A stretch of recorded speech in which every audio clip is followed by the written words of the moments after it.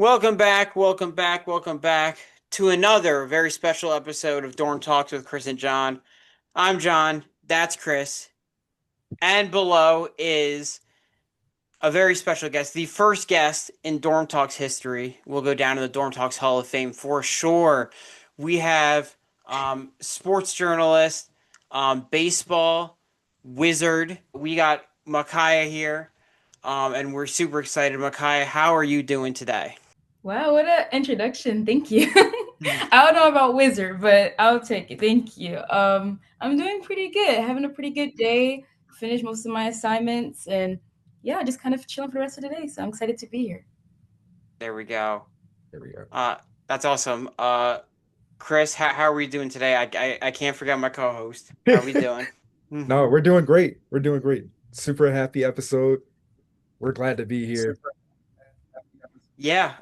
Typically we've been heavy into football just with the playoffs and everything, but with no football this week, basketball is gonna start to come to their break. We're gonna talk some baseball because it's been an insane off season, and there is just so much to talk about. A lot with our two teams. Micaiah, I know you're a Braves fan, being from the area, and we are Philly guys, born and raised. So we're big Philly fans over here. I think it's beautiful that we can bond being Braves and Phillies fans. Anyway, to start this off, to get into it before I just keep rambling, um, I found Micaiah on TikTok maybe last year, a few months ago, and I think it was when you were explaining the WAR statistic. And it's like I've been watching baseball all of my life, and I've been born and raised a fan, and I just never understood a lot of these statistics that were like beyond like batting average and home runs. But I watched your videos, and I'm like, oh, that makes sense.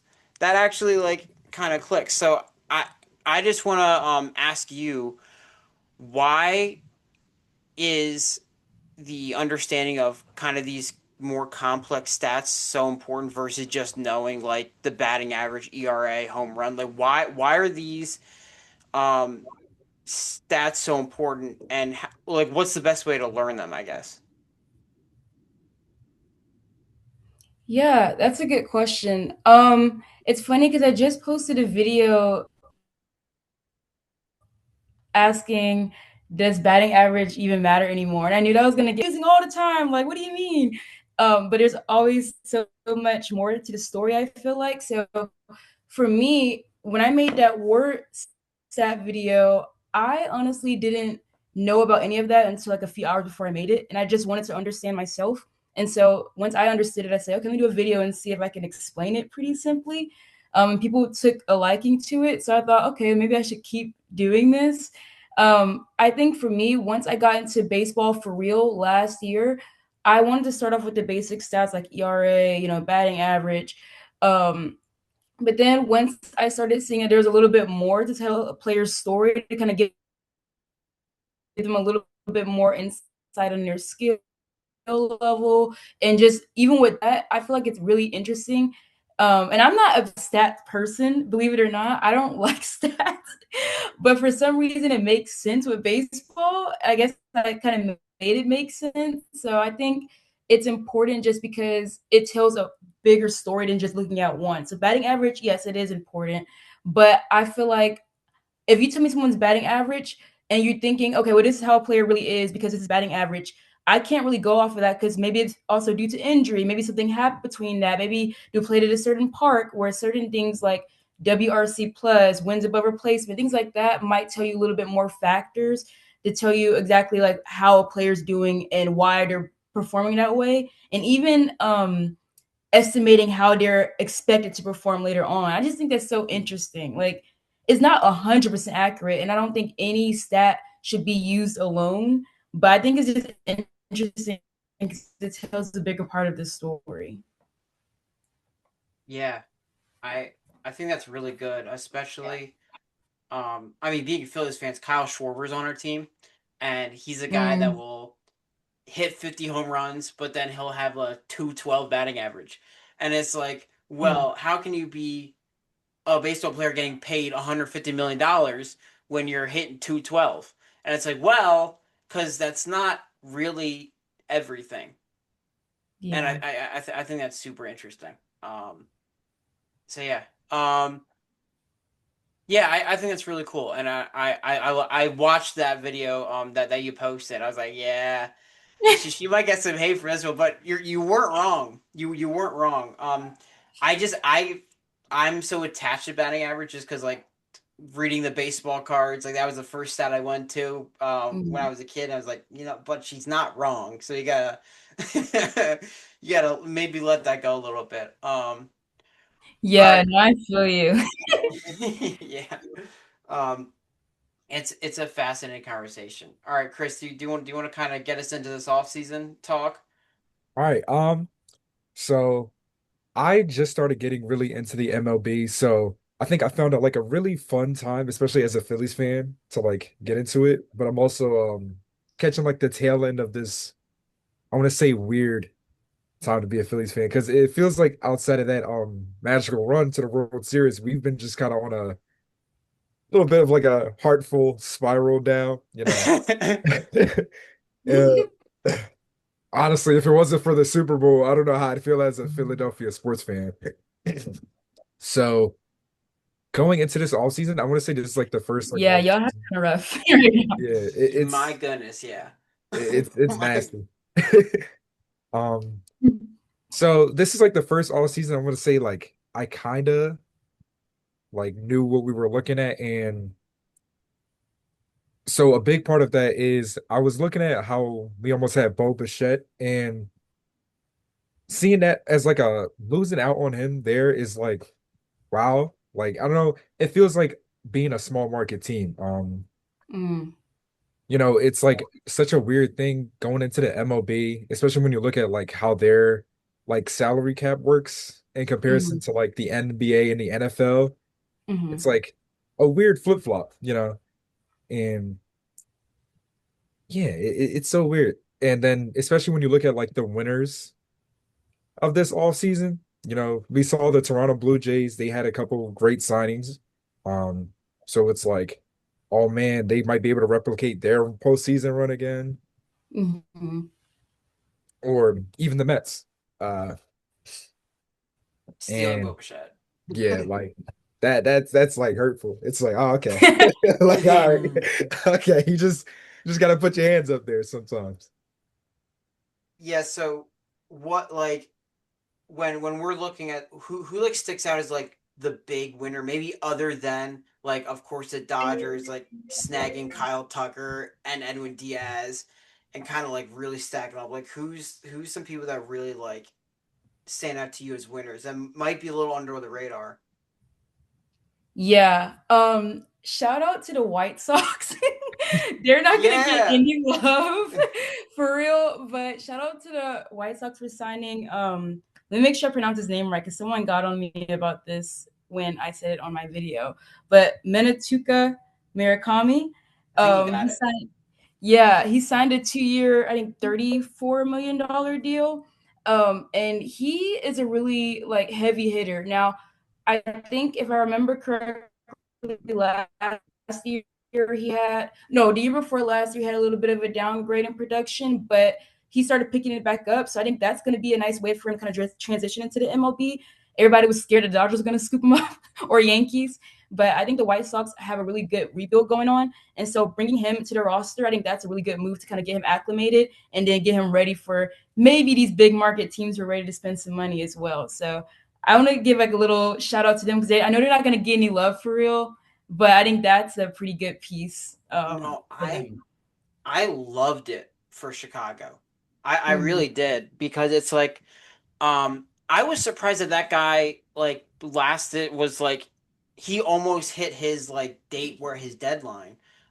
Yeah. And it seemed to be like from like social media narratives like about his like strikeout rate or whatever that like really like made people kind of like scared of him. And I was like, dude, he just mashes like he always has. And it's like it like the leagues they're playing in, they're not like triple A. Like this is like I mean, they beat the USA in the World Baseball Classic, so it's like this is real deal Right. stuff. So it's like Chicago gets a guy. It's like worst case scenario doesn't work. It's a 2 year deal experiment. Oh well. Middle of the pack is you get a good year or two. Maybe you can trade him and get some assets if you don't want to resign him. Best case Mhm. scenario is you have a centerpiece for your franchise, and Right, I exactly. I think it's low risk, high reward. I really like it. Yeah, that was very smart, very smart piece to add him on there. And again, they're going through a whole rebuild structure right now. And besides the Rockies, they're not gonna, we're not expecting to see them in postseason. Anything can happen, but we're not. But I think that that was a nice step to the right direction. And like you said, low risk, high reward. It can, if it doesn't work out, 2 years can go just like that, and they can trade some assets along with that. And it's just going to be overall pretty good on them. So I think it's going to definitely bring some eyes to their team a little bit more, but not too much attention where he feels like all the pressure is on him with the team. So Yeah, I think it's awesome. Um, where do you have like the Cubs in like the hierarchy of their off season? Because I think it's a little weird like losing out on Kyle Tucker, but I feel like they did a pretty good job. they did amazing. Yeah, like Yeah. you said, Kyle Tucker gone was definitely a shock. When I saw the news, I was like, oh, I gotta make a video about this. This is actually crazy. They're building a powerhouse here. But Alex Bregman, three was it 5 years for 170 something $1 million. Yeah. Um, that was insane. And then here they already have a strong lineup. Last year, their offense already looked pretty good. Um, and the Brewer, they were kind of neck to neck with the Brewers a few times throughout the year. So they was kind of like bumping heads. But signing Alex Bregman was good for their third base. And then they already have PCA, who I think is going to be pretty breakout this year. They have Swanson. They have Bush, Seiya Suzuki. They have a whole lineup. So I think just adding Bregman on their staff was a pretty big move for them. And it made me kind of side eye the Red Sox a little bit, like, oh, so what are y'all doing? Um, they ended up doing pretty well later as well. I think they kind of made some big moves, bringing in Suarez, Ah. and yeah, that was a little bit, and even Wilson Contreras. But I think that losing Bregman might, I don't know if it's gonna hurt them, but it's kind of makes me question like what exactly the big picture is for this upcoming season. So I think that's going to be an interesting thing to see play out. I don't think they're ever going to recover like narrative wise from having Devers and Bregman to start the season and starting next season with Yeah, none of them. Like Right. that's nuts. the drama in that was insane. Like Devers wanted out, but he wanted to be a team player, but that was a spot. And now I feel like they need more infield depth. So I feel like their infield is going to be a little bit. That's what I mean when I say it's going to be interesting to see them play it out this year, because I feel like their depth is not necessarily there. Um, Right. they still have some gaps to fill and just overall strength, health wise. So I think they're going to be a solid team. I think I said that going into this year, like the Red Sox are going to be like a solid team. And that was before the Bregman thing happened. So I was like, Mm. well, maybe. And then they could have signed Bichette, but they didn't. So it's like, Yeah. Yeah. No, the Mets won with that one. With him, because they already let go of Pete Alonso, mhm. which the Orioles, I thought that was very interesting. Um, and then Edwin Diaz to the Dodgers, who is like what the top closer of the like Yeah. free agent market. So bringing Yeah. in, go ahead, sorry. No, no, no, no. You said that before Chris gets the question. I wanted to because you mentioned the Brewers and you also mentioned the Mets. Like the Brewers trading Peralta to the Mets, it's like the Brewers have had this strategy of like completely relying on their farm system, and like never signing like big names except like keeping Yelich around for this long. Mhm. Um, this has produced like a lot of regular season success, but it's like we haven't seen it produce in the postseason because whenever they play like a powerhouse like LA, like the Mets the previous year, they've just completely fallen short and just didn't have the firepower. So do you think like what do you think about their strategy just to like completely rely on the farm system and never like retaining their like stars? Like, do you think that's like sustainable, or do you think it's kind of just like playing the money game? For the Brewers, Yeah, for the Brewers. I think it can only go so far. I think that the strategy is okay if it's working. Don't don't what is it? Don't If it ain't if it's broke, not don't fix broken, it. don't fix it. Yeah, but I do think that overall that does get outgrown, and so once as other teams are starting to make different changes and different moves within their system, it's good to kind of observe that to see is there anything that we can kind of take from that and see if we can start implementing in our system as well because what we've been doing is okay, it's cool, but we haven't gotten to a World Series. In a miracle, they did really well last year. Like I was very Hmm. surprised to see them pop out of the woodwork. Because I was like, hold on, the Brewers, they're over on this long win streak. I'm seeing Mizrowski going to the All-Star game, and I'm like, okay, so maybe Ew. I'm like, they might be something to look out for. And even this year, I think they've been really good silent contenders.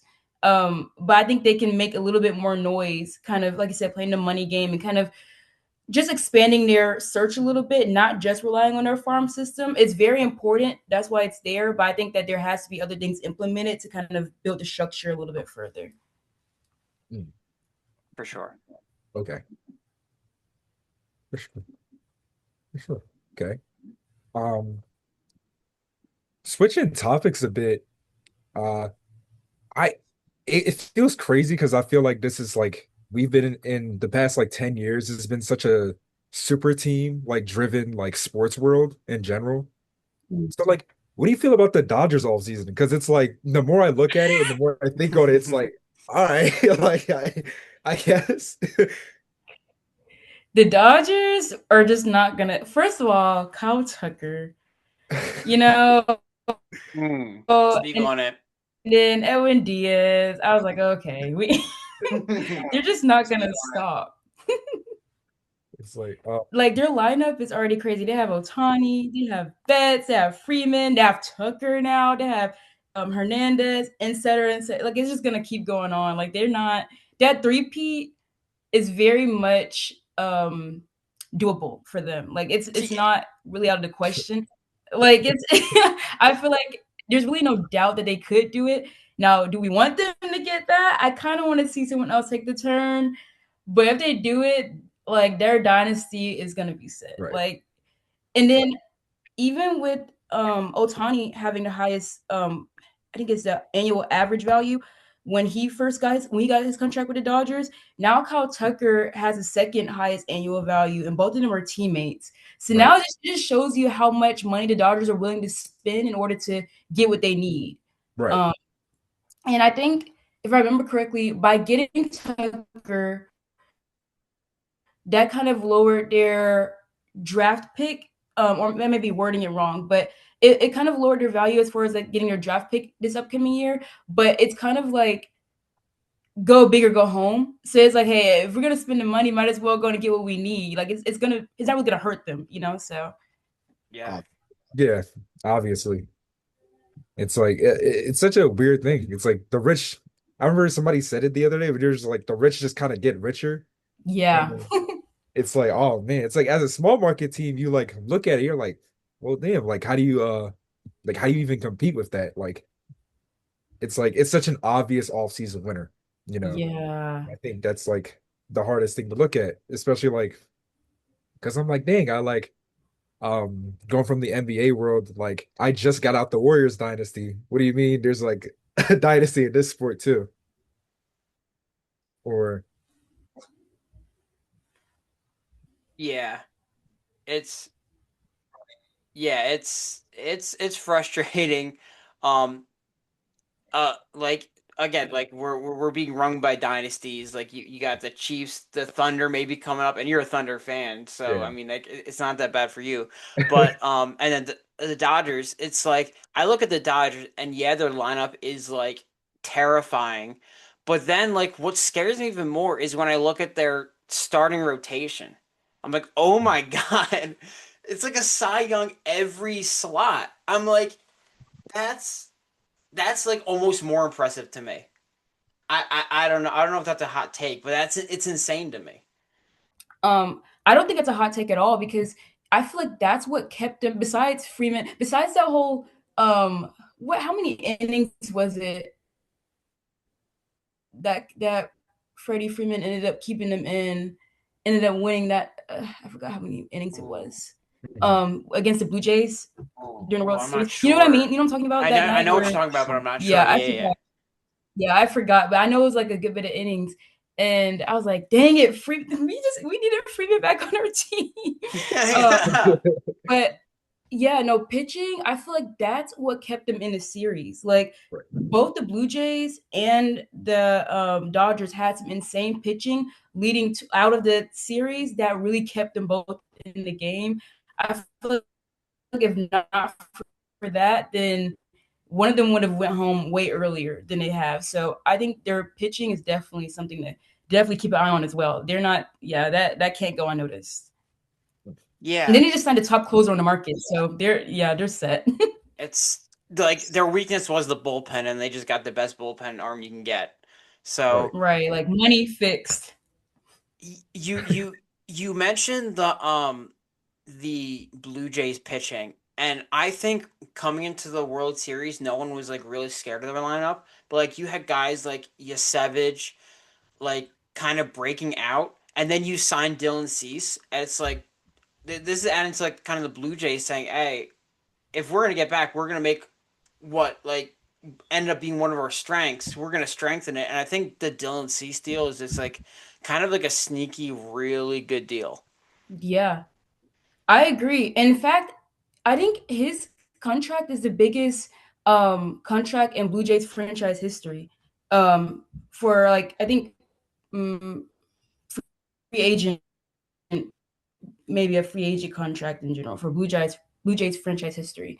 So I thought that was really interesting coming from the Padres. Like you said, I feel like the Blue Jays were kind of already well stacked going into the offseason. Like there wasn't a whole bunch they needed to fix. If anything, you needed to bring things to enhance or for backup. So bringing Dylan Cease in was a good deal. Then they brought in um, the name is escaping me, but I know he also played in Korea, I think. I know who you're talking about, and I meant to look up Well, his name before we started. he But played for the yeah. Pirates. Uh, yeah, Oh, I think it's yeah. I'm gonna Cody find it. something. Yeah.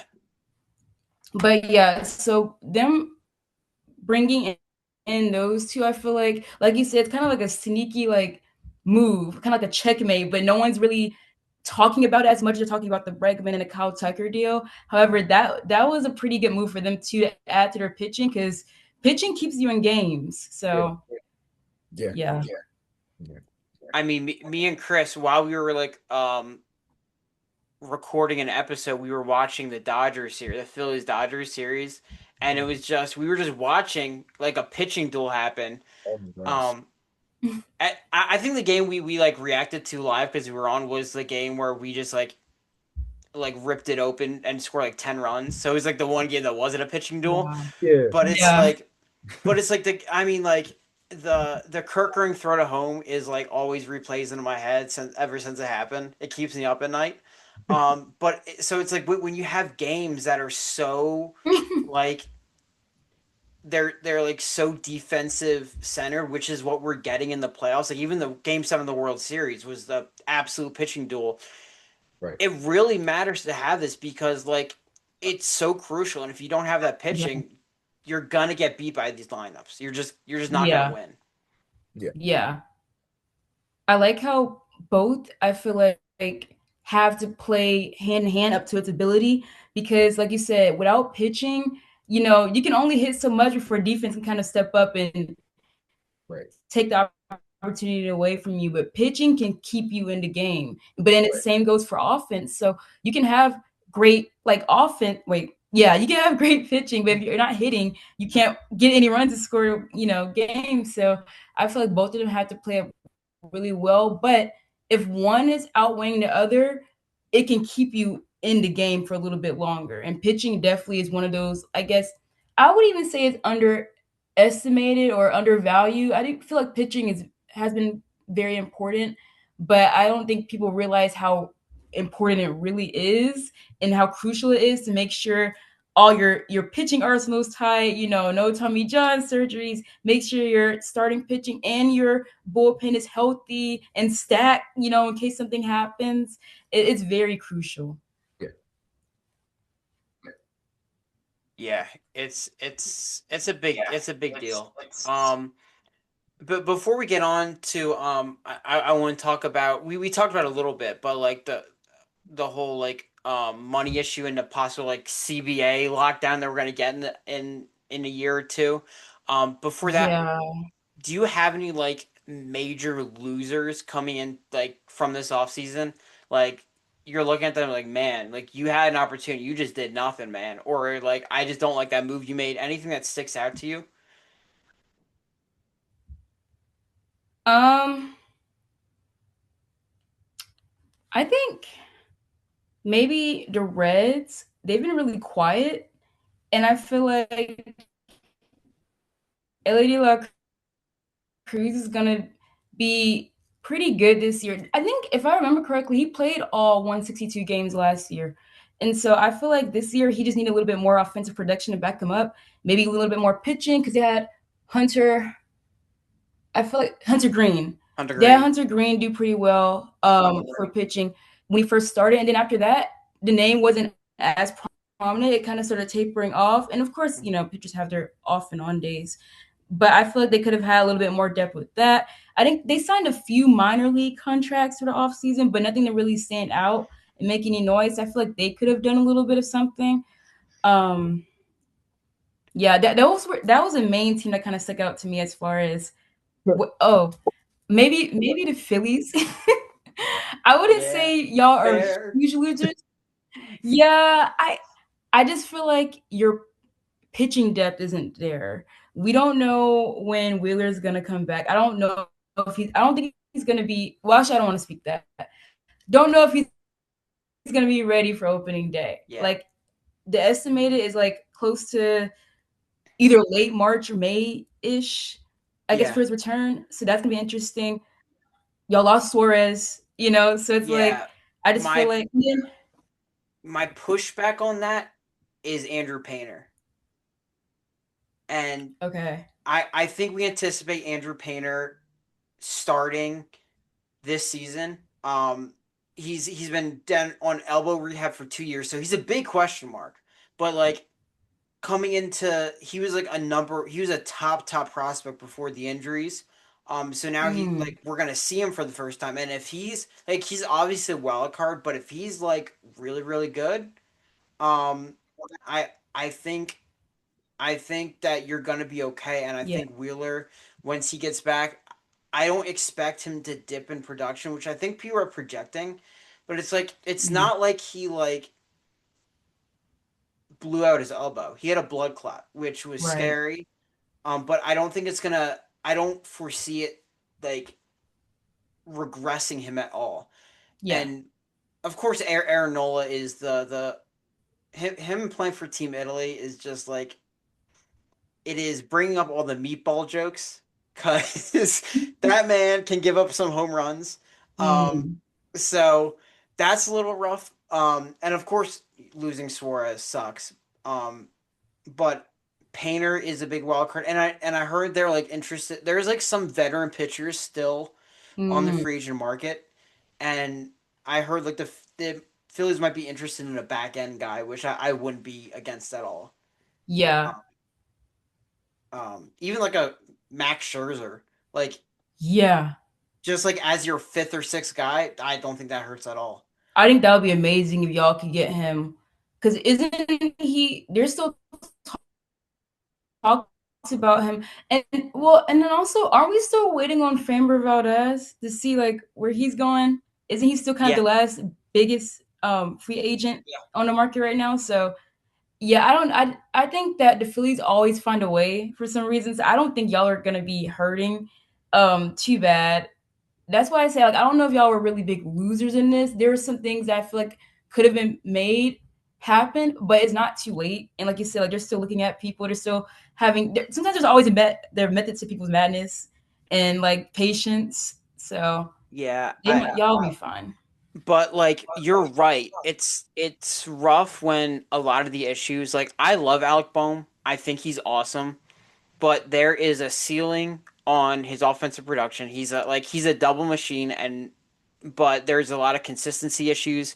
Defensively, he's not elite. I think he's gotten better, and I think he's a little overhated on defensive end because I've watched him progress. But it's like the lineup is getting so much older. Bryce is Yeah. sleeping in laser sleeping bags and getting his blood I saw replaced. that. I saw his story. And I don't think he's drinking raw milk anymore, which is good.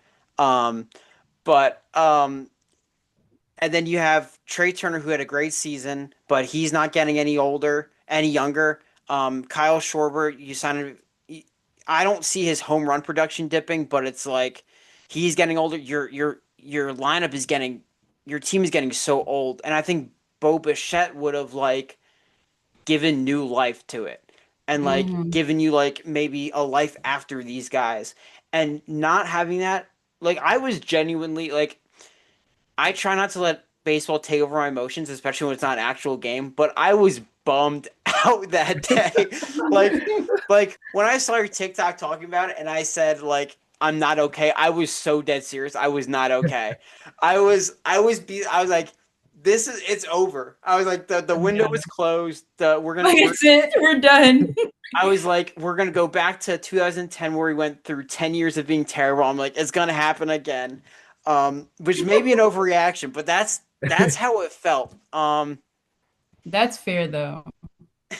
So I I take the Phillies being a loser, and I agree. I think they're an off-season loser, and it's been frustrating.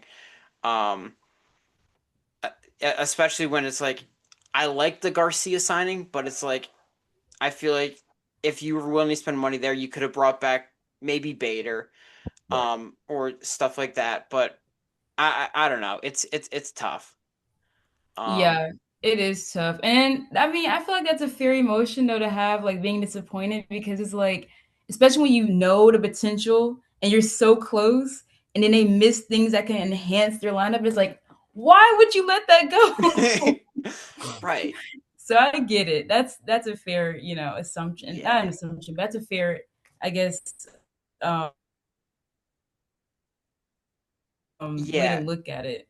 Yeah.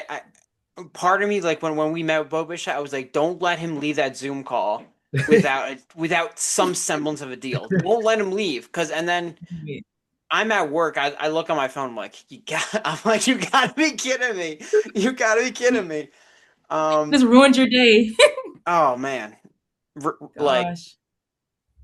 really ruined it. All right, Chris. The Mets, What? the Mets, they couldn't, get over that whole Kyle Tucker thing. They said, okay, we lost Kyle Tucker, we get Boba shit. We have to add some kind of heat on our lineup. So they was smart, but we have the team against the Mets. The Mets are the real enemy here in That's what MLB. I'm saying. I say we combine lineups and Yeah, we just like we could like our starting rotation would be disgusting. Yeah. there Um, we go. we could both fix our infield issues. I think if we put our players together, we could figure it out, and we can just use your outfield. Yes, It's just yes. We got the whole outfield. You We guys got got some the outfield. pitching. We can lend over some pitchers. We can get it started. I'll give you 3 months of JT Realmuto, and then you'll figure out catcher the rest of the year. 3 months. You get 3 months of elite catcher ball, and then the rest is bad. Okay. Okay. But We'll give y'all a few weeks of Ronald Acuna Jr. yes, Maybe a few weeks. you'll give us 2 home run celebrations from Ronald Acuna. Here we go. Um, I love Ronald Acuna.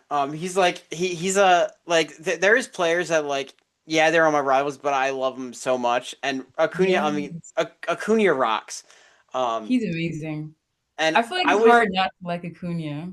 yeah I spoke to Larry Anderson, who's a former Phillies player, on my on one of my older shows, and he doesn't like Acuna because he's such a I mean he's an old guy, so he's like, man, all this flashy stuff, but then you don't hustle on defense. I mean, man, why can't we just say he rocks? Because Right, like I mean, I mean so I yeah feel that.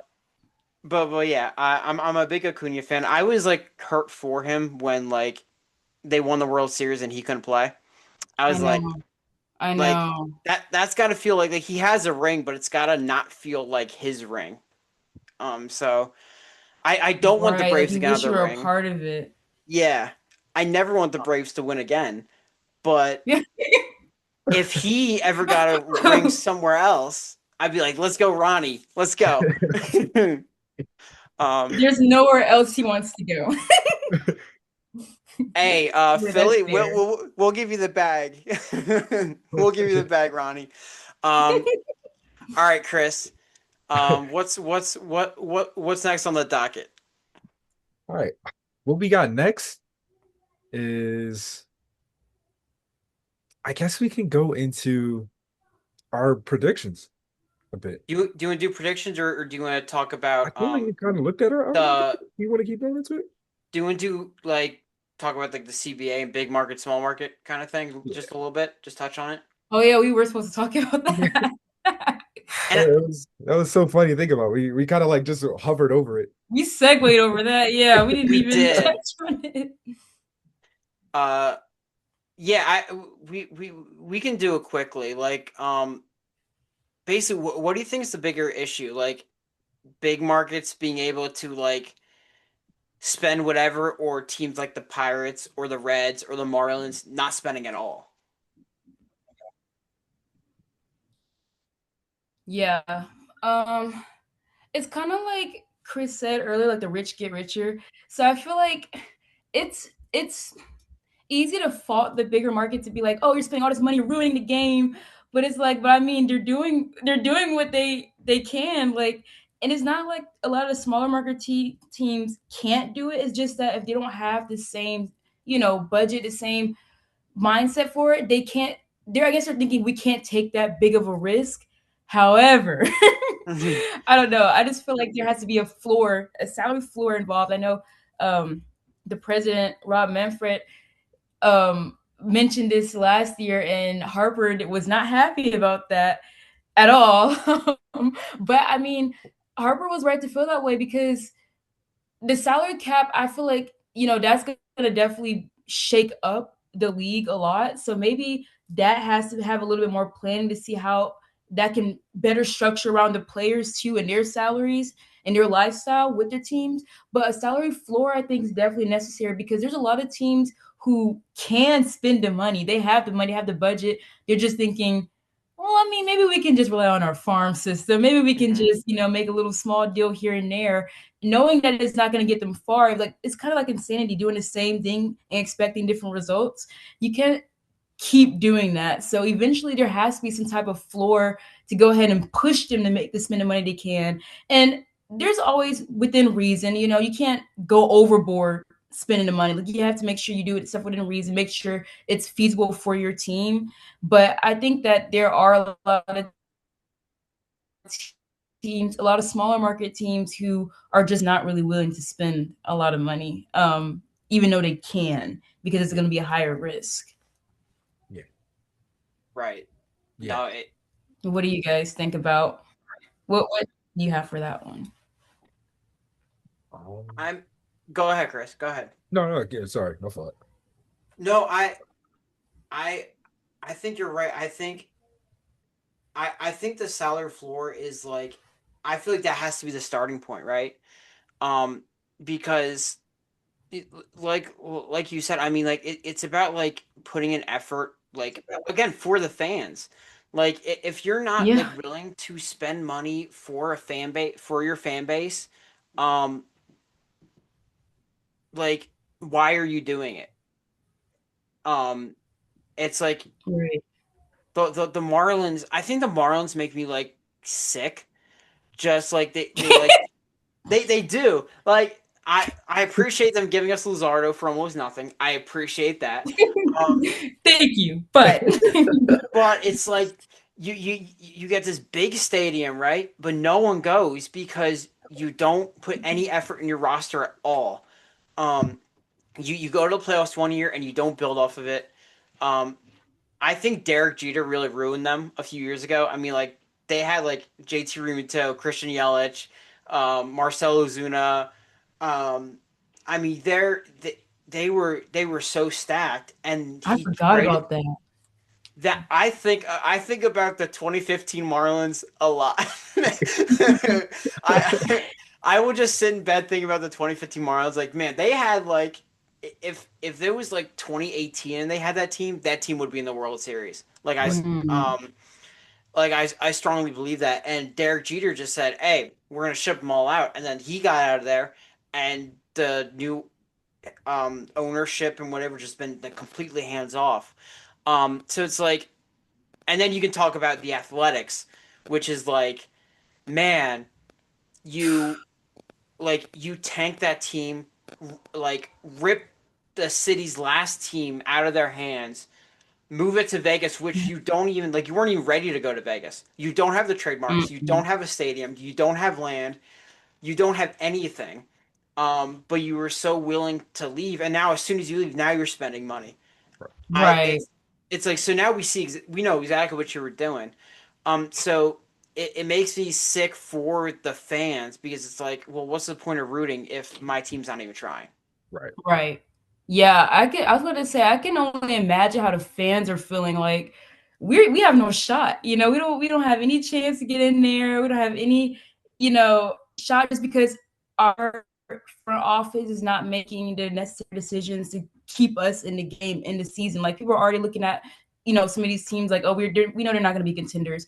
And they could, if they went on and spent the money, like you said, do it for the fans. The thing is, with the fan support and increased engagement, all that creates more revenue, eventually. Now it takes time. It's not going to be all of a sudden, but it's a process. So it's very frustrating. I can tell.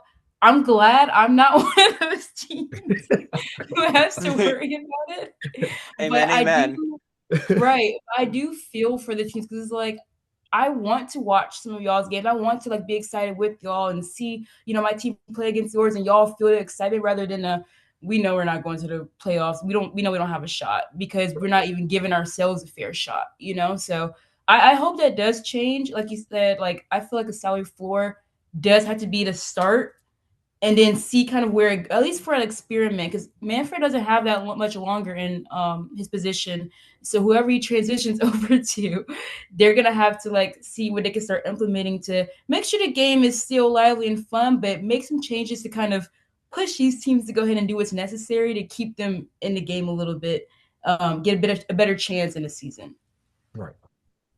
Chris, I'm interested on your perspective as like a big NBA fan with like their kind of like approach to the cap is like we have a very tight cap, and if you go over the luxury tax, we're gonna take draft picks from you. We're gonna do this. Yeah. What is your like perspective of that kind of like super tight, like makes you really limited on what you can do, um, and makes you like trade a lot of your players to make room versus kind of like what the MLB has in just kind of free range. Like, as a fan, how do you how do you feel about the contrast of that? Um, it's weird because it's like I still feel like there's still like decent enough similarities because even though the NBA does have like a way tighter salary cap and like everybody still has to abide by it, there's still like benefits to having like these big market teams because there'll be players that are just way more willing to sign with them. So when you go over to look at the MLB, it's like, oh, you get that big market boost. Plus, these big markets also have just more money to work with. So it's like, wow, like that's like it feels like it creates such a weird like fan. Like y'all were kind of talking about it already, but like a weird way as a fan to kind of look into it, like going into the season, like, damn, like, do I just not have any hope for my team? Right. When you like compare them to like bigger name teams, like I feel like in the NBA, it's so much easier to make that like turnaround like this. Like there's like always like, oh, like we know these free agents aren't gonna like be in LA forever, right?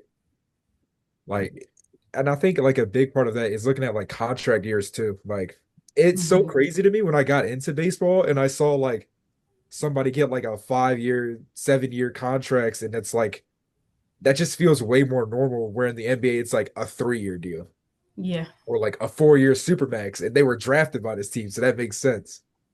So it's like, whoa, like you can kind of just do that, like Baseball Yeah. contracts are bonkers. I mean, like, just look at Otani's contract, where it's like it's what, like, it was like 10, 13 years, 700 million, and but everything's backloaded, so he's making like $1 million a year until like 2030 or whatever, and then it all comes in. Um, so it's like it's how they maneuver that and how teams like kind of maneuver the cap in any kind of league. Mhm. Um, I mean, LA, whether it's in basketball or baseball, they're going to be able to pay the fees. They're just Mhm. going to. Yeah. They print money over there. Yeah. They just it, All right, it, Chris, should we transition? sure. All right. So we've kind of went over this, especially with our personal teams. But how do you feel about the Braves? I feel like we just need to stay healthy. I feel like last year was very rough. Okay, so you mentioned that you just started getting into baseball not too long ago. Last year was my first year really getting into baseball. Like I'll watch on occasion if they are in the playoffs. Okay, I'll check out the wild card series. I'll go and look it up. But last year was my first year actually watching it like detail and even other teams like actually getting into baseball. All Right. the stats and stuff I learned last year, like as I went along, And so last year is also my first opportunity to cover the Braves. And when I tell you, it was so interesting seeing that. Dang, this is my first year covering them. And y'all are not doing too hot this year. And everybody had such high expectations. People were saying, there are people who were saying, oh my gosh, you're overrated. But a lot of people were scared of the Braves going into the 2025 season because they thought they were going to be this top team. And the thing is, we had the talent to do it, but there's just a lot that went wrong early on that it was hard to kind of pick yourself back up later, like as the season went on. And people were asking me, like, Micahya, are the Braves cooked? And I'm like, not yet, not yet. We still have a little bit more time. Time started running out. So I was like, okay, well, maybe we might be, have to come back next year. So to answer your question though, this year I feel like as long as we can stay healthy, which isn't going to be 100% the case because it's baseball, Mhm. I really just think that we can bounce back. We're still a team that I feel like people are trying to be weary of. Um, but I was hoping they did a little bit more. I mean, it's not too late. A little bit more pitching, bullpen work for the off season, to kind of get a little bit more stability in there. But I think we'll be fine this year. I know our shortstop that we just signed is on the IL now, so that's going to be interesting waiting for him to come back. Yeah, Hassan Kim. Um, but other than that, I feel like we have some pretty solid pieces. We have the talent. We just need the mindset to all lock in. Like I feel like if it's not pitching, it's offense. If it's not offense, it's pitching. So like we need everybody to connect and lock in this year. And I think we'll be fine. I think I would like to make it not not just by a wild card, round. I want to be able to be like a stable team in there. So we'll see. I think they have a really fighting chance. It's just gonna really boil down to health and mentality, I think. Mm. That's How do you that's guys definitely. feel about the Braves? I feel um I think if you have a healthy and prime Spencer Strider, I think that makes the world of difference. Um, because if you have like oh, and I don't know if Strider's like I'm assuming he's Yeah. good for next year, for this coming season, um, but if you have like a 1-2 punch of Chris Sale and Spencer Strider, I think you're up there with the best in the league. Um, and that's like it can be 2 guaranteed wins if your offense plays how they're supposed to play. Um, like you have guys like Matt Olson who has had MVP years and he's had years where he's kind of like been like okay, but if Mm-hmm. he's like really good, that's a big boost to your lineup. If Acuna's healthy, big boost to your lineup. I know like I feel like the opinion of like guys like Ozzy Albies has been like kind of like I feel like his like he used to be like kind of a pretty highly regarded player, but maybe not as much. Um, Austin Riley's a guy who can be like he was in MVP conversations when Bryce Harper won it. Um, Mm-hmm. so like we know he's a guy who can play at a high level, and he's hit some really annoying home runs against the Phillies. Where I'm like this guy again. So it's like you have a lot of guys that it's like okay if they play at the year that they've been their best at, Right. we're talking about one of the best teams in baseball. Um, Yeah, that's it's a good just point. it's just there's a big thing of me and Chris make this joke like ifs in sports, man.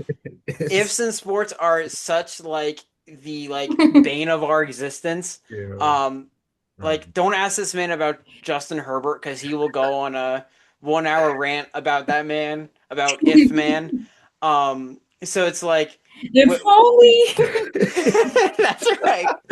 Um, so if you're relying on well, if this happens and this happens and this happens, and I'm a Phillies fan, so I'm doing the same exact thing. It's like it can be up in the air, but I think the Braves. I mean, they could be right in the conversation for the East, or they could be third place. Um, Yeah. I'm Third. they could. I'm saying that's their floor. Okay. I'm saying that's their floor. Um, I think their ceiling is first. I think their floor is third, unless the Yeah. Nationals decide this is the year Yeah. they want to be serious, which I don't think. Especially like trading Mackenzie Gore doesn't really make me feel like they feel like this is the year where they make a jump. I've been waiting Yeah. for them to make a jump, but it's like it seems like they don't love like CJ Abrams as much anymore.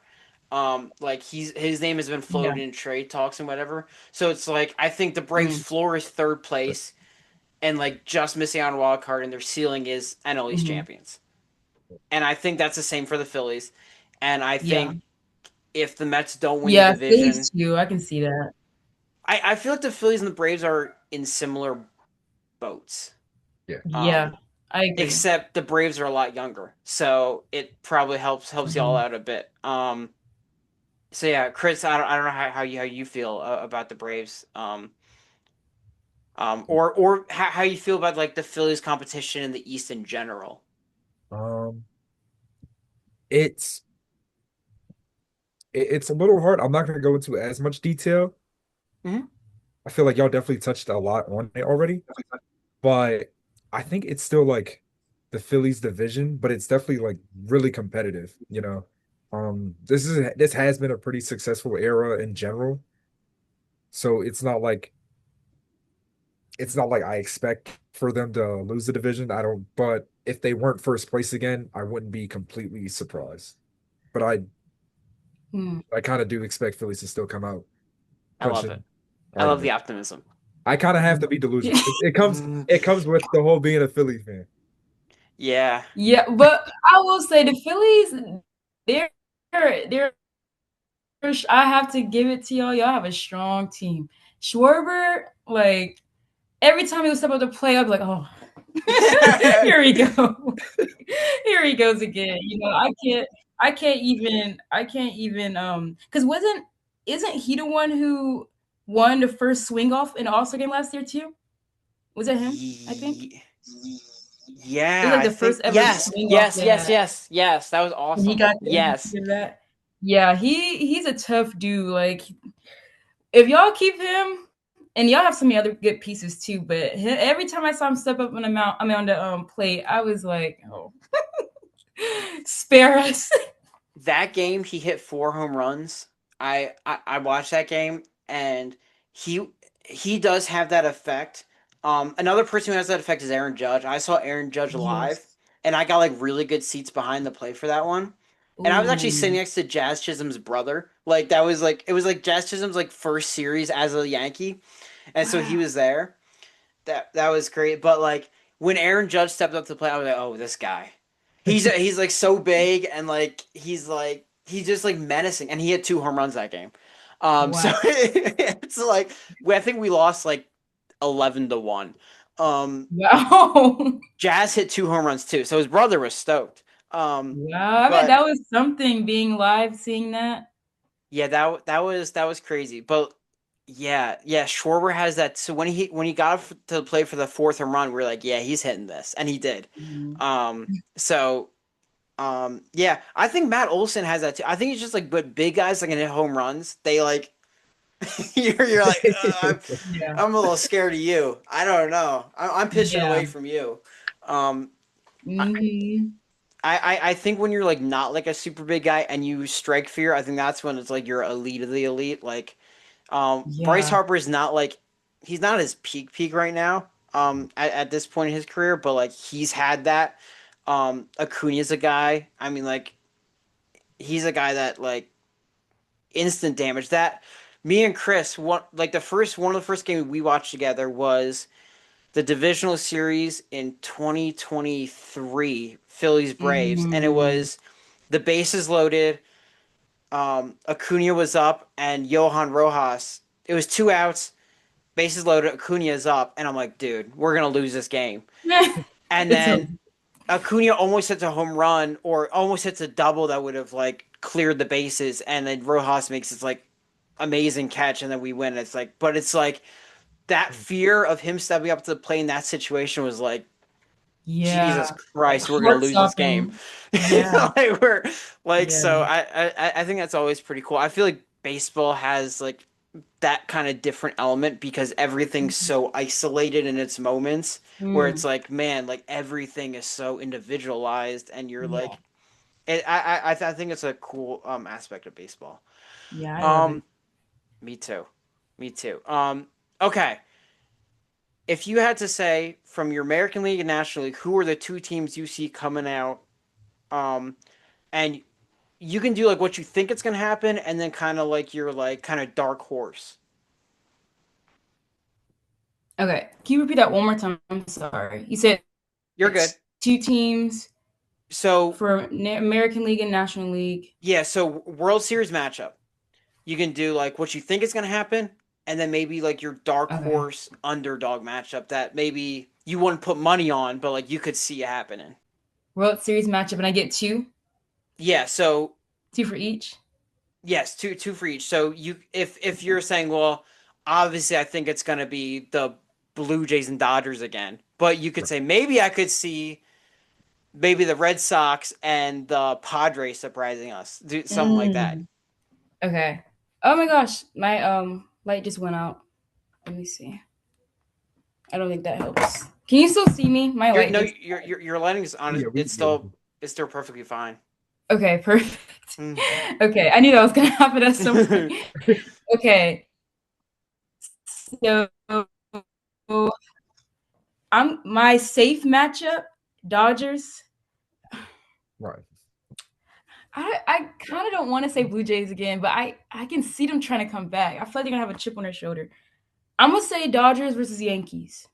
Okay, Okay.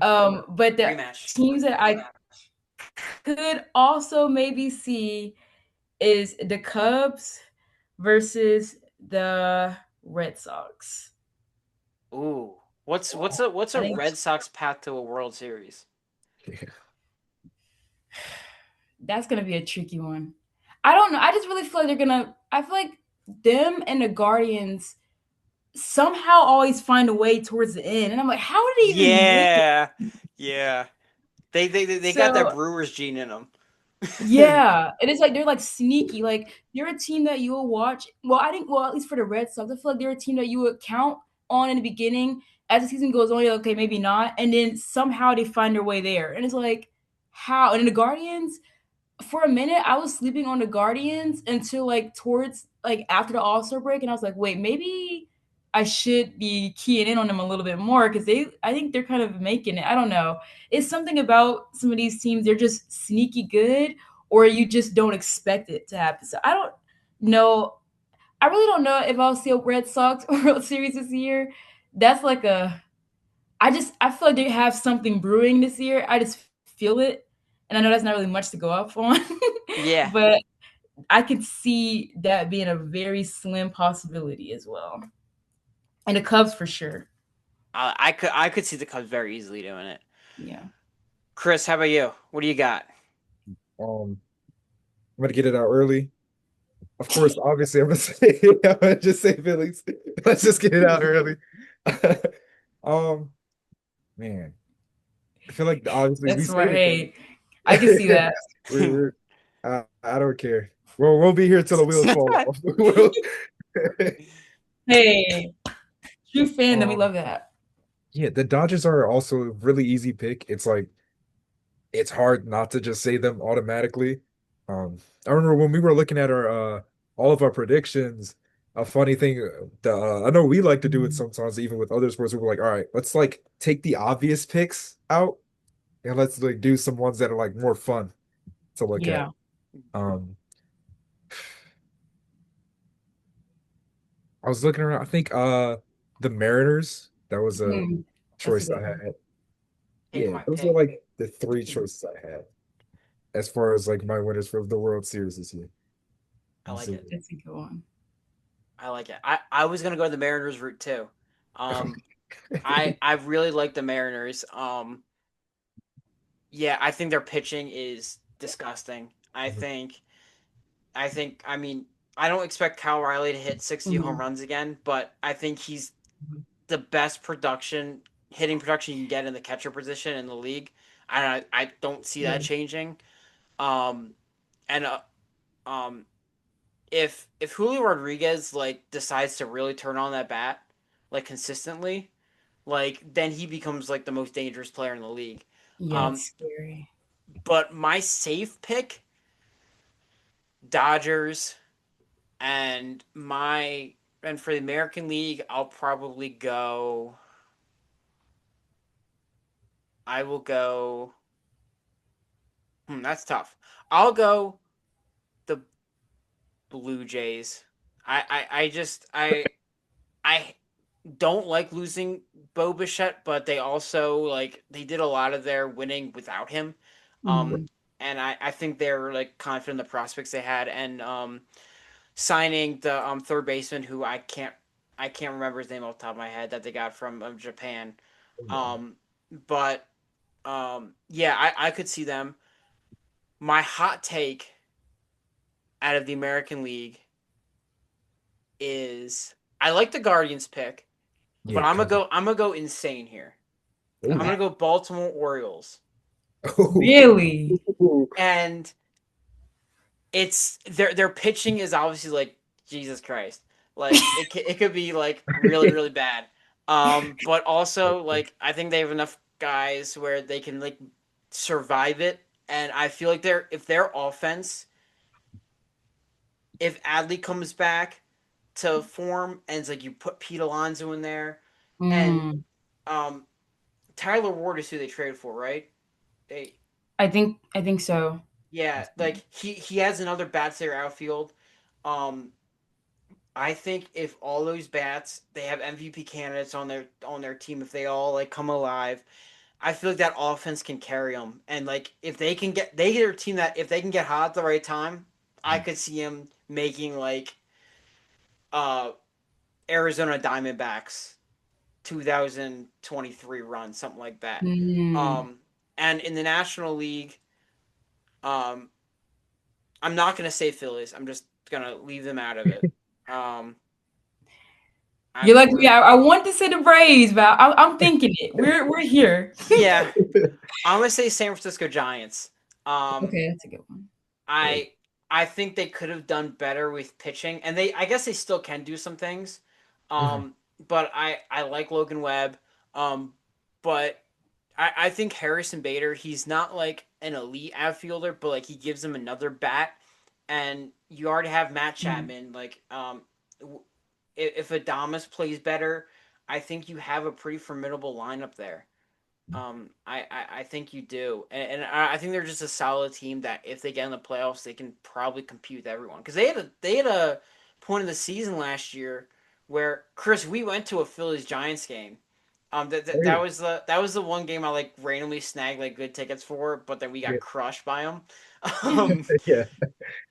we watched like a Schwarber home run, and that was it. That was the only production they had the rest of the game. Um, Oh man. but Oh, they had a stretch where they were like unbeatable. I think they won like a bunch of games in a row. So I think they're a team that can get hot. mhm. So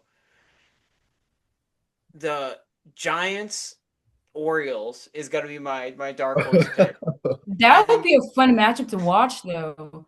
And you're I right, the Orioles, when they're hot, they actually can be pretty scary to look at. So that's not I it is kind of like a hot take, but it's actually not too far fetched. Like I can kind of see that when if you get them at the right time, they can start striking. So it's that's a pretty good. whimsical, but I think I see a vision.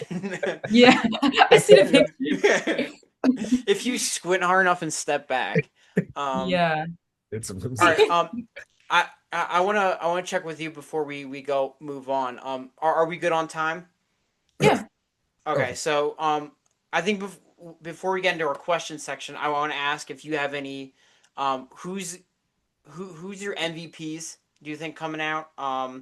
And maybe a Cy Young in there. Do you have any guys that you think uh could be that maybe not named Otani? yeah. I was gonna say Otani. If it is Otani, I I was respect because definitely gonna say he's probably Otani. gonna win it. I feel like it's gonna be yeah, I can see it. I can see him getting that this year. I really don't I mean, anybody could be in a running this year, especially after we kind of see them throughout the season. But right now, the only person I can see like clearly, especially when he add his pitching to the mix, is Otani. Like, Hmm. I just think that he has a very far chance, right? Or not far chance, but a very hot chance right now that's a little bit further than the rest of them as of right now. Right. Yeah, Yeah. I think that's fair. I'm trying to think of guys who I could see winning it from the National League. I Um, could see like Lindor, like if the Mets Okay. are better and like if Lindor turns it on. I know he had a little rough year last year. Like Mhm. Mets fans don't want to admit it, but Trey Turner was better than Lindor last year. Um, they get in their feelings over that, but he was better. Yeah. But I don't know if I have Trey Turner MVP season loading, but hey, that'd be cool. How about Ellie De La Cruz? How about if he puts that offense together Ooh. and he just becomes like an exciting player? Which Yeah. is like kind of what you were saying with the Reds. It frustrates me so much that they did nothing because just like your window was before he got an extension and you had a window to be aggressive. I know they gave an offer to Schwarber, but like other than that, that's you were hoping to get the hometown discount from him, and that was your Yeah. only like effort. So it's like I could see if the Reds compete in that Central and De La Cruz just I because I know he has pop. If he hits like 45 home runs, which I Mhm. know is a lot, but like I feel like it's in him, and he's so fast, and he can steal Yeah. 50 bags a year. Um, so it's like I feel like he's a sneaky one. Yeah, Um, that's a good one. I could see him breaking out good well this year. yeah, he's one of those players. Like if I have a short list of players that of another team that would buy their jersey. De La Cruz is the jersey I would buy because I I just love like watching that. him play. Um, Yeah, he's a is there any? fun player to watch. He's awesome. And the Reds announcer is always like so good. So like hearing his calls with his highlights are awesome. Is there anyone in the Mhm. American League? And then I'll go to Chris too. Wait, while you think about that, Chris, who's your National League MVP? But rock with Juan Soto. That's mine.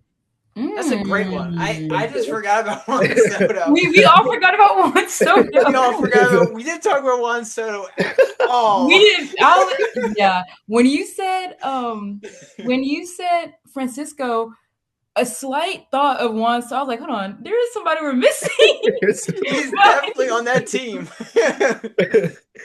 I did not even think about that. That's a good one too. Juan can come back this year. Yeah, and he was amazing last year. Yeah.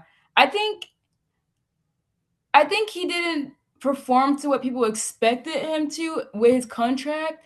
But I think, I don't know, it takes adjustments and time. I feel like this year is going to be the year he really just wows the Mets fans. Yeah. I feel like they were kind of not really giving him a fair shot. Like, okay, let him, get his footing, especially the first half before the All-Star break. And then after that, he was fine. So I feel like, just kind of let him get his footing and adjust a little bit. And I think this year is going to be the year he's going to really like show out. I'm glad you mentioned him because It's a I good totally pick, Chris. forgot about him. Shout out Juan Soto, man. I'm Yeah, glad we. I think he gets talked about too. I'm glad we didn't think about him. yeah, me too. Screw you for signing with the Mets, man. That's what you get. Um, Right. all right. American League. What do you American League. think? Give me. I'm not gonna say Aaron Judge. Give me Mm, uh Kyle Riley. let's go. He gets it I back. feel like I feel like Let's it's an go. obvious like choice, but I can see him going back to back. I think he can build upon that. Predicting catcher production in back-to-back years is, I think, in itself a hot take. Okay, good. So my pick is a guy I love, and I think it's a team that we talked about. You specifically said could be sneaky. Jose Ramirez, man. Oh, I think if they're like, I could see him being first. I think the Tigers kind of like leveled off. I think they could. I think there's a world where the Guardians like run away with the division, and if Jose Ramirez like has some really big numbers this year, I could see his name being in there. That's like assuming Judge has a down year. Like a lot would have to yeah, happen, but like, yeah. A lot of factors to play a part in that. but But it like, can happen. I mean, you could say the same in the National League with Otani. Like a lot would have to Yeah, happen for him to not win it. yeah. Like Okay. Schwarber hit 54 home runs and wasn't even close, and he was second place, and it was like Right. no one said, "Oh, Kyle Schwarber's winning MVP." It was not a Cal Riley Judge sort of thing. Yeah. It's just the way it is. Chris, how about you? You got one for us? Ah, you know what? I think I had Julio Rodriguez. Let's Rocking go. with the That's a good Mariners. one. I was That's a good rocking with one the too. Mariners. That I was was my big thinking one. about him. That's a good one. He's Yeah. he's one of my favorite players in the league, man. I think like I really liked him, but the one year he was in the home run derby and he just like absolutely mashed. I was like, yeah, this guy, Yeah, he's pretty solid. this guy. All right, I like it. I like it. All right. I'm gonna ask you one more final baseball question till I let Chris ask us the get us into the question section. If you had to pick one breakout star in the league, one player that maybe like we know of, but like that's not like to have like a Cal Riley jump. Is is Okay. is, is there a player that kind of sticks out to you? Yes, I have two. Ooh, okay.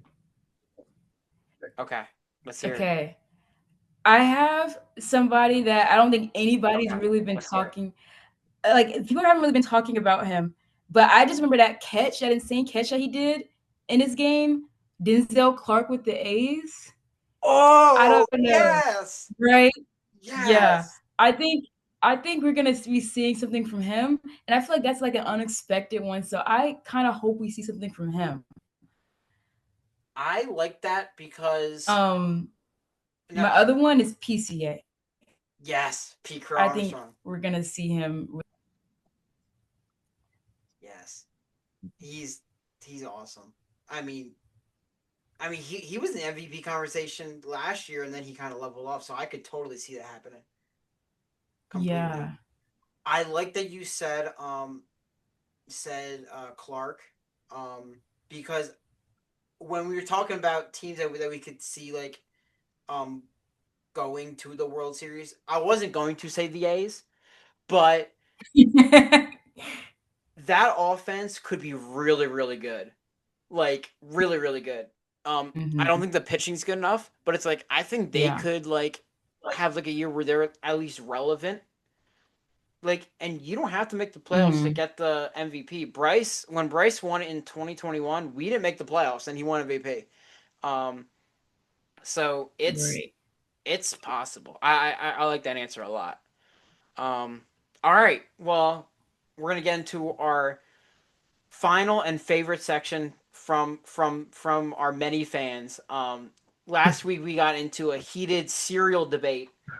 So these questions really like they could start big conversations. They could be, we love this segment a lot. All right, Chris, what questions we got?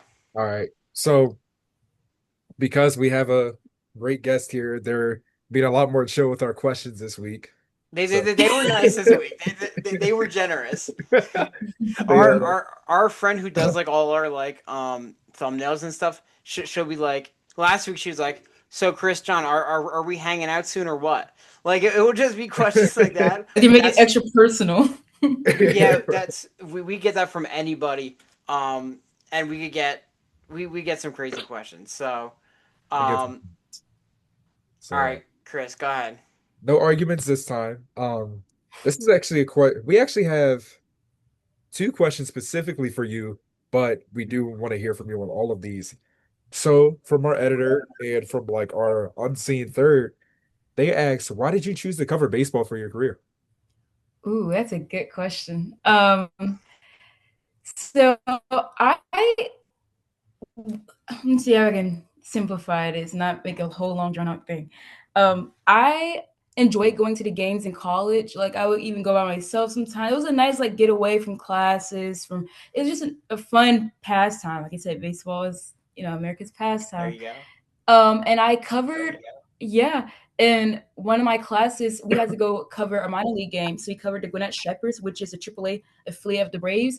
And as much as I enjoy baseball, I didn't know it enough to cover it. And so I was so nervous. I was like, oh gosh, I'm going to be writing the wrong stat. I don't know how to say this. But after it was done, I really enjoyed it. And I was like, that actually was a really fun time. Fast forward after I graduated, I didn't get many job offers or interviews. So it's kind of like I was kind of down the dumps about that. I started my own podcast and just started reaching out to athletes and interviewing them and wanted to see like what sport I actually wanted to stay focused on and then kind of branch out to others. So Mm-hmm. right last year when spring training hit, my dad asked me, he said, yeah, he just kind of like give me a little quiz, make sure I'm on top of my sports and stuff. And he asked me some questions about spring training. I was like, why do I not know this? Like, what's going on? So I took that decision and said, okay, let me lock in and like learn at least a few basics, some headlines, off-season stuff that happened because I didn't know what was going on, who was she looking at, and then it started becoming like this big thing where I really started enjoying it. I started getting into stats. I have a whole notebook here. I don't think I answered his question by mistake, but I think you asked what's the best way to keep up with stats and stuff. Well, Mm-hmm. I literally have a whole notebook with like I don't know if you can see it, but like oh you probably cannot see it because I have this little thing blurred. But Yes. Ah, yeah, like We see it's the like Philip ink for sure. yeah.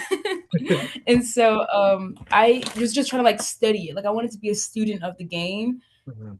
And before I knew it, I was up at like 1, 2 a.m. looking at like bat tracking and on StatCast. I'm like, what am I doing? This is this is different. But I enjoyed every minute of it. I started making TikToks. I started, just teaching. I started getting opportunities to cover. So it became something that I enjoyed a lot more. And I started tapping into other sports too a little bit more, making sure I know a little bit more about football, basketball. But baseball, for some reason, it kept coming back to that. It's something that I really just started loving, and not just something to do to make sure I stayed on top of the news. Like, I just really enjoyed it. So yeah. Okay. Finding what you love, man. That's awesome. Yeah. That's an awesome story. Because I've been fondly familiar, but I don't think I was fully aware that you were like relatively new to like being like really into it. So I think it's really cool that you've been able to like dedicate so many hours to something to make it like baseball is like the hardest sport to like love late in your like into adulthood. I've been Yeah. dragging these two our third friend and Chris before me they did not watch a lick of baseball. Yeah. So it's like just it's a tough sport to really get into. I think that like they have the Yeah. best. It's the best like in game atmosphere. Like I think that's Mm, a question that's coming up, but it's like I mean, Truist Park and Citizens Bank. I mean, that is like we're kind of we lucked out with like as far as environments go and yeah. teams go, where it helps you fall in love with the sport so much easier, and I think that's awesome. Yeah. Yeah. Right. And isn't it crazy that the All-Star game was at Truist Park last year and it's gonna be at Citizens Bank this year? I'm Like, so isn't that excited. It's Like, kind of awesome. insane? I don't oh, think it's a yeah. coincidence. I think That's very at like this is where the excitement exciting. is. I mean, Are you going? those ticket price is kind of crazy, but I wanna. It was I like feel that. the get in price for the home run derby is like 500 right now. Oh Jesus. So yeah. so Oh it's yeah. like I it's like I'm gonna choose to mortgage my future in the summer. So we'll cross that bridge when we get there. Yeah. At least I have activities and stuff we do down there for free, so there's that. Yeah, that's true. I'll at least be there. Philly's gonna be insane because we got the World Cup too coming. It's gonna be Mm, we're gonna be a busy city in the summer. So yeah. all right, Chris, what's next? All right.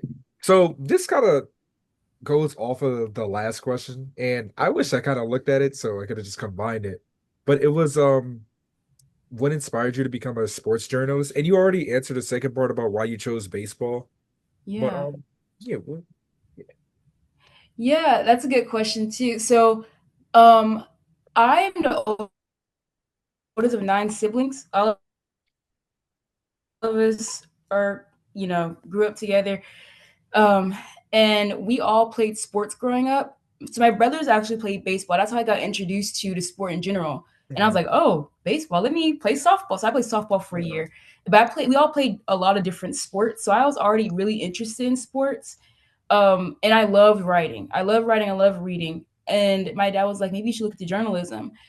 Did not go into journalism to start off with. I went into biology pre-med, and then I went into game design because I like user That's funny. interface and experience design. And Nice. then lastly, yeah, a little bit of everything, I guess.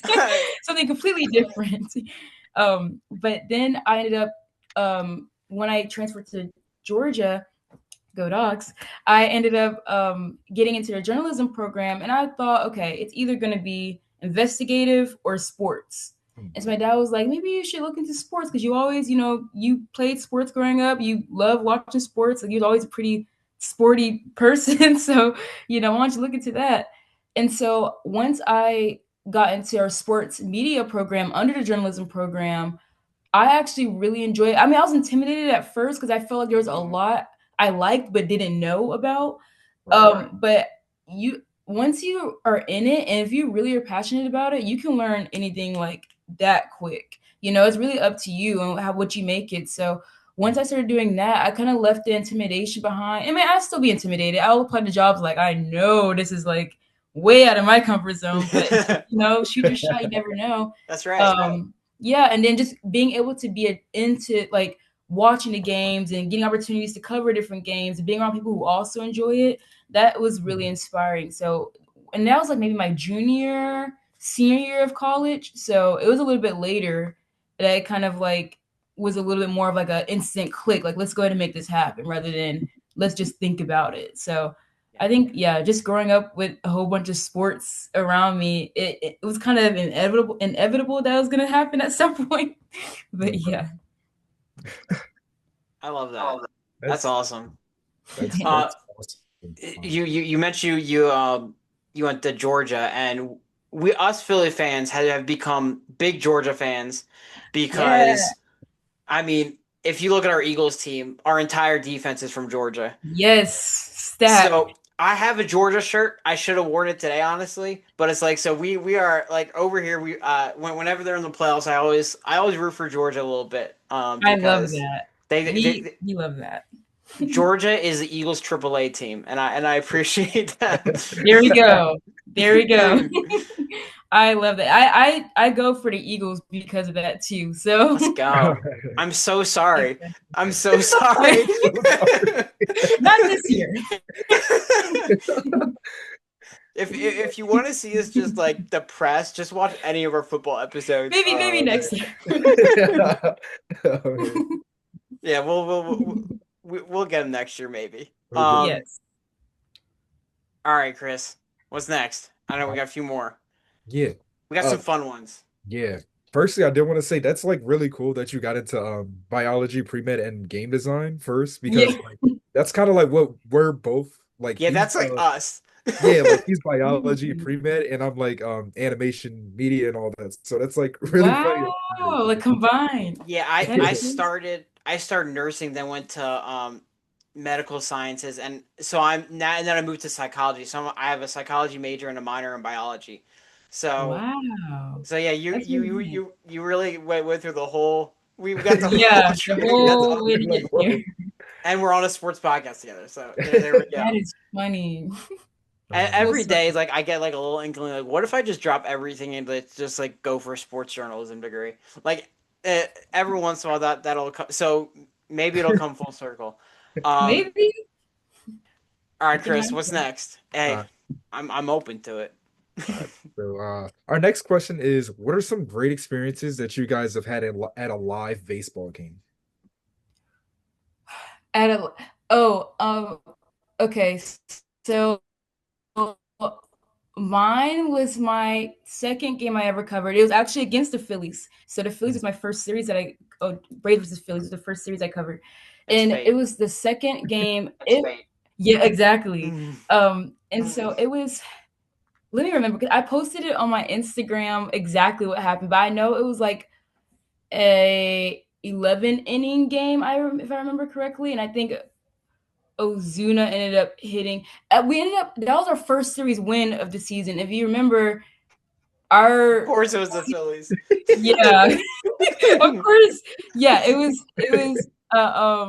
yeah, it was 11 innings. It was a 2-run walk-off homer from Ozuna, and I didn't get home until like 3 a.m. because I had to like write the story and get the interviews and stuff from them. Yeah. But it was when I went home, I was like tired from a long day, but I felt the adrenaline just rush, like, oh my gosh, like that was so cool. Like I just being at the ballpark, I think it just made me so happy, like being able to get the experience, especially because I was going through a whole period of not really hearing anything from any jobs and stuff.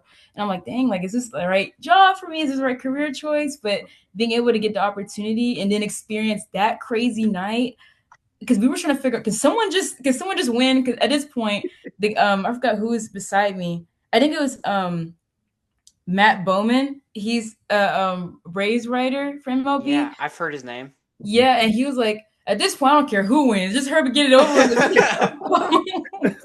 And I was like, low key, like it was. I think it was a rain delay too during that day, so it was a long, like drawn Oh, out. Yeah, it was a you were long at the drawn park out for a night. while. Yeah, it was like I think it was like a 2 hour rain delay. So we were just sitting there like, so should we pack up and go home, or is this gonna be rescheduled? We're gonna do a double header, or but it was like, no, stay put, stay put. People were already starting to leave, but yeah, it was a crazy series and definitely a great first series win. But that's when I was really like keying in on Shorebird. Then I was like, oh, every time he comes up to plate, I can't do Shorebarian. it. Yes. That's awesome. That's Chris, I know we might have a mutual answer for one, but I also have my separate answer. Mhm. So you go ahead first, and if you don't say it, then I'll say it too. But So, um, I think were we at that Trey Turner get right game? That that was we the went to the Trade Turner standing ovation game. yeah Mm. yeah that was probably my like favorite experience. I want to say I haven't had a lot of live baseball game experiences. Like That might have been the it's first game we got you to. it might have been. I think it might have been. I think yeah, I think it probably was. It was either that or when I was a kid, I remember we had a elementary school trip to the Philly Stadium and we got to meet all the players. And Wow, it that's was like fun. it was like oh man, that was I'd say that that was those are like my two favorite. And I got to meet Jimmy Rollins when I was a kid. I Wow. love Jimmy Rollins, man. That's You my know. guy. Um, Wow. yeah, that Trey Turner game, because like the whole thing, it's like that was his first year on the 10-year contract, and he was doing Mhm. really bad, and he got up the plate, and we all just the whole stadium just on their feet clapping for like maybe 2 minutes straight. Um, and that completely turned the season around, and he became like an elite ball player right after that. Um, so Wow. and it because like we always get a bad rap in Philly about like being like a horrible fan base, and it's like, listen, if we know, because like Trey Turner, he was so down in the dumps, and he's like, we're like, hey, he's trying, man. We got to show that we're supporting him, because all you got to do in Philly is just show effort, show your. I think it's the same in Atlanta too. Just like show Hmm. you really care about this, and you're doing what you can, and we're gonna back you up. We're gonna support Yeah. you. We boo when you need to be booed. It's like when like come on, this is a little pathetic. It's like Right. we're For gonna good reason. we booed the Eagles a lot. So um, but my game specifically, I had one when I was a kid. I went to a game on my birthday, and Jim Thome, now Hall of Famer, hit a walk off home run. Um, that was that was a big one. Because I said I right before, I think I was like 10. I was like, please hit one for me, Jim. And next up, he killed it, and I was freaking out. Wow. But currently, it Wow. That's a good was memory. that one's a core memory for sure. More recently, our 2022 run, the Brave series. So Strider comes in. Strider was hurt, but he came back, and we were chanting Strider. I have the video.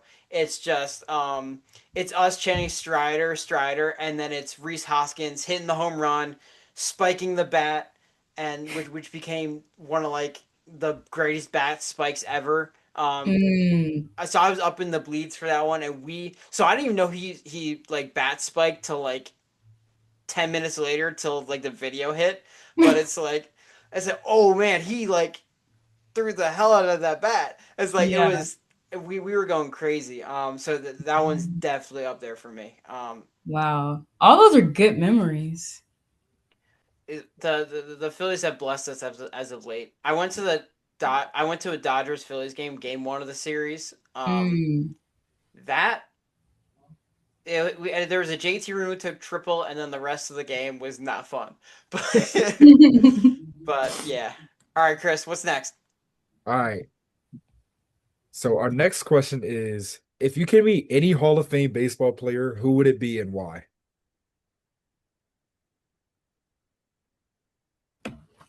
Ooh. If I can meet any Hall of Fame baseball player, that's a good one. It's a really good one. That's a really good one. Mm. Because I have to remember that there's some players that I really admire based on their history who are not in the Hall of Fame right now. How about we don't have to? If you have a Hall of Fame player, go for it. But if you just have a player that like you really want to meet, Mhm. He could be a legend in your eyes. And if a Hall of Famer comes up, you can, because I know my first answer wouldn't be a Hall of Famer. I mean, I think he will be eventually, but he's not right now. So give Yeah. give give what answer comes up first. The person I really love pitchers. I don't know what it is about pitching just astonishes me. Why I'm his nickname is the first thing that came in mind. I can't think of his real name. Greg Maddux. I really Yes. enjoy watching Greg Maddux. I was thinking Mad Dog, but I was like, wait, let me say his real name. But Greg Maddux, yeah, is definitely That's a good somebody one. I would like to meet and just like pick his brain a little bit because he was really, really crazy with his pitches. His pitching arsenal was like people were fearing that. Like it was just like he knew how to make he had a mind for the ball. You know, it's like he was Mhm. controlling it, and I just think that's very interesting how he was able to do it.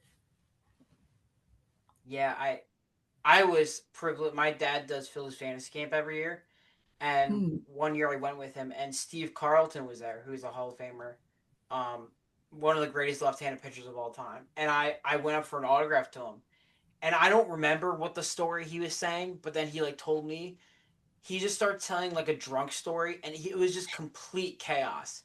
Like he was like I was like 18 at the time, and I was like this like skinny, scrawny 18-year-old. And I was just like, I just walk up to him like, "Can you please sign my ball?" And he just starts talking to me about this like one night he was drunk in the majors, and he's just like going off as like if like we were like friends for the longest time. I'm like, what? I walked away from that So conversation like I almost forgot the autograph because I was like, right, what just happened? that is Um, funny. He just got comfortable. yeah, he's like chaotic. If there's someone I want to meet, it would be Chase Utley, who is Mhm. I grew up on Chase Utley. I know a lot of people don't like Chase Utley for many reasons, but Chase Utley can do no wrong in my eyes. I was upset because one year my family went to Florida and they all met Chase Utley, and I was home in Philly and I didn't meet him. I'm like, see, that's Oh, my hero, and y'all met him. the Like that's one not fair. time, yeah. Like my little brother chopping over Chase Utley, and I'm at home in the cold. I'm like, this is crazy, man. Oh like that's no. not fair. So Chase Utley for sure. Jimmy Rollins, of course. That whole team. That I mean, first championship I ever witnessed. So big time. But yeah, Chase Utley made me fall in love with the sport for sure. Wow. Chris, how about Cool. you? Um, And if you don't have a baseball one yet, athlete or basketball player too, football player. man. I'll stick with baseball. This has been Let's our do it. baseball themed episode. I Let's think do it's the it. first one we've had in a while. I say Ryan Howard. There you go. Big Mm, piece. Yeah, I want to. Georgia guy. Yeah. So, So there you go. nice, nice. He was at the Braves game when Schwarber hit that huge home run. He was there in Atlanta. Um, Really? I think he lives down there. So yeah, I mean Ryan Howard was Mike Trout before Mike Trout, and he was like he was in the weird spot because like he was like around when Big Poppy was around, so it's like Hmm. people don't. I don't think people remember how good he was. So Right, like that that's a real big. overshadowed a little bit. Yeah, And then that's a good one. his that Achilles injury. I mean, derailed everything. Um, all right, I think we're on the last one. I yeah. think. Yeah. So our other friend that we had in high school, um, he asked our thoughts on J. Cole's I don't know if you're into J. Cole, but I'm a big J. Cole guy, so he Oh wants my to know our God. thought. He hates J. Cole, Oh but my God. he he wants to know our thoughts on the fall off dropping. So I don't know if you have any opinion on that at all, because I don't know your music taste at all. But if you do, please feel free to share it. Oh, But I can gladly nerd out about that too. I'm gonna say I kind of don't have a lot of experiences in the J. Cole. Like I've heard some of his music, but I'm gonna let you take it away because I'm sure I can learn something. I might end up listening to something on the album. So oh man. Listen, man. Here he goes. He's about to get started. Oh no. Listen, Oh listen, man. listen. he's the most overhated rapper of our generation for sure. Um, People want to knock him out the big three because he apologized for writing a diss track. And man, I think this is gonna be he's gonna drop this record and it's gonna be like multiple discs. It's gonna be like gonna be a four-sided vinyl, which I'm going to buy. Um, I Have to. will, and I will go and be broke and be on and go on his tour because it's probably gonna be his last. But this is gonna be a legacy cementer for him because right now people aren't looking great at him. Looking at him great. He just dropped a bunch of freestyles and he said, "Hey, I understand y'all aren't high on me right now, but," he said, "just wait. I'm gonna cook. I'm gonna cook." So February 6th, man, I'm gonna don't bother me. I'm gonna if you ask me what I'm doing, I'm gonna be listening to J. Cole, man. I'm gonna be listening to the Fall Off. So shout out to my goat. We'll know where you are on that date. You will know where I am. Unfortunately. I will be in Dreamville. That's right. All right. Well, we appreciate you so much taking an over an hour of your time to talk baseball with us. We loved having you on. We definitely want to have you on when the baseball season's in full swing. Um, we definitely want to have you back on. So we appreciate you greatly. Yeah. Chris, I don't know if you have anything you want to say before I. Yeah, seriously, we really appreciate you being here. You're our first official guest. Like, um, super great milestone, honestly. You know, It's a big deal for us, man. honestly, seriously, like we really do appreciate you just coming out here to talk to us for, I know, well, what is like hour and a half at least.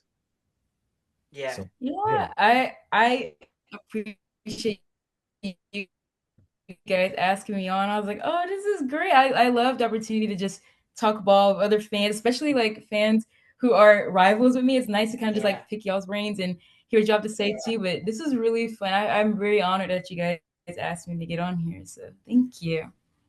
Yeah, I knew as soon as I saw like when I first saw you and me and Chris were just starting up the podcast. I'm like, man, at some point, like she's got to be a guest. And you did the giveaway for the Dodgers T-shirt and won. And I'm like, man, we're already talking. Might as well shoot the Yeah. shot here. oh, So Yeah. I was like, hey Yeah, I really Chris, appreciate it. I was like, Chris, I got an idea. So yeah, I appreciate you being so willing and working with you the past. This has been in the works since like December, so I appreciate you working with us so well. Where can we find you? What do you got? What do you got in the works? Where can our fans find you? We will drop everything in the description. Just let let the people know where they can find you and where they should follow you at. Yeah, so on TikTok, you can find me at itsby.mc, so itsby.mc. I also have a YouTube. I really just repost the same thing I post on my TikTok, but it's I think the same thing, but it's by.mc1, I believe. My Instagram, I don't post a lot on there, but every blue moon, if I'm doing something cool, I'll try to post, especially baseball related. So it's just my first name .c, so Micahya.c. And on Twitter is where I'm really active. So I'll be Oh, I gotta retweeting. get you on Twitter. I gotta Yes, get you on Twitter is Twitter. my favorite besides TikTok. And it's Micahya_C. So you can find me on there. I'll be tweeting all kinds of sports stuff. Sometimes I repost videos from TikTok. Sometimes I just tweet random, especially during games. Like, why did he just do that? Oh my Yeah. gosh. And then sometimes I try to be professional on there and keep it like, okay, as if I was like tweeting for a company. So definitely, yeah, follow me on there. I'm pretty active on there and TikTok mostly. But yeah. Awesome. okay. Awesome. Well, thank you so much. We appreciate you coming on again. And yeah, we appreciate y'all for listening all the way through. This awesome conversation. We will see y'all next week, Super Bowl Sunday. We're excited for that. Do you have a Super Bowl pick? If you had to say Patriots Seahawks. I still have a grudge of the Patriots after what happened when they played against the Falcons. Oh my So let's go to Man, we Seahawks. shouldn't have said anything about the Phillies. We should have said anything what we went through. I forgot about 28 to 3. Yes, that when I tell you the Falcons, Oh my like you said, God. Atlanta and Philly is very similar with our sports teams and fandoms because the Falcons, oh my gosh, at least they'll have a relevant Super Bowl. I can't even say anything about the Falcons. They're very hard to watch, but we try to stay with them. But that after that Super Bowl there, I said okay. So you're going Patriots, Seahawks? yeah, Seahawks. Listen, I will say, I know the outlook of the new head coach. I know the whole Shador thing is a little weird, but I think people are way down on Stefanski more than they should. I think he's a good coach. He's a weird person. I think the whole Shador thing was a little weird. But as like Mhm. football X's and O's, I think it's gonna be. I think your offense is gonna be really good with Yeah. Drake London and all of them. I think. Yeah, I hope I so.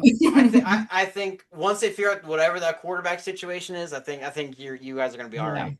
Yeah. Yeah, we do need to figure that out. We need to figure a lot of stuff out with that department. But yeah, I think it's gonna be interesting seeing this new coach. I'm ready for something new and fresh. So Mhm. it'll be nice to see this kind of play out this upcoming year. They have a lot of kinks to work out, but it'll be interesting for sure.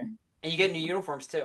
So because I think Yep. I I think the uniforms you guys had were kind of bad.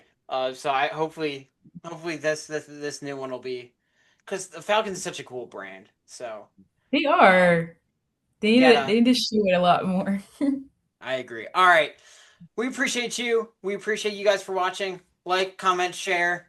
Um, get this out, man. We want big numbers on this one. This is too good of an episode to not. All right. Please. We will I see don't you guys flop least, next. flop later. Let's get this one, please. Let's do it. Let's do it. All right. We'll see you Thank you guys guys next week. again. Thank you.